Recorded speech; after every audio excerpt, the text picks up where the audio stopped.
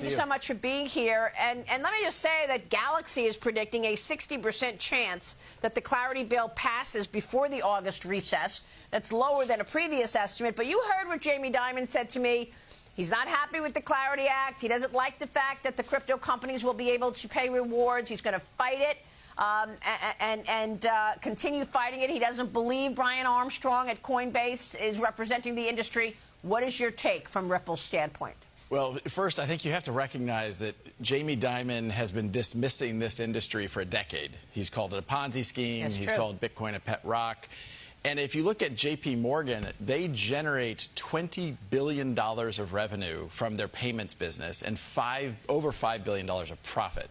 So I think Jamie Dimon also should be clear that, he is trying to protect and dig a deeper moat for a business that's extremely profitable for them, and they want to kind of maintain the status quo. So I think, as much as we could talk about whether or not Brian Armstrong is representing the industry, he's not. He's representing Coinbase, and in certain ways, he's going to look out for Coinbase's best interest. But at the end of the day, I think what Jamie Dimon did a disservice around when he did that interview with you, which I think was a great interview, is that he's representing that this reduces compliance concerns, or it actually makes it easier to do bad things. And that's just not true. It's either intentionally misrepresentation or even negligent to try to make support for the Clarity Act go away. Okay.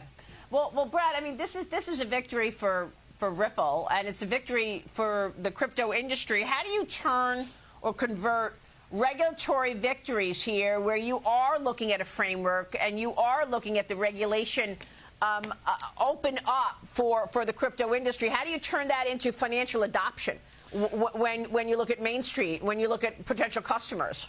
Well, let's look at it start with the consumer. 90% of crypto trading right now is offshore, not in the United States. That isn't protecting U.S. consumers. We actually want that to be and have protections by adopting frameworks so that more of that happens domestically. That is a step, a positive step. Now, as you know, Ripple is really focused on the enterprise. We serve banks, we serve payment providers, we serve prime brokerage customers, corporates. So we're not focused on consumers.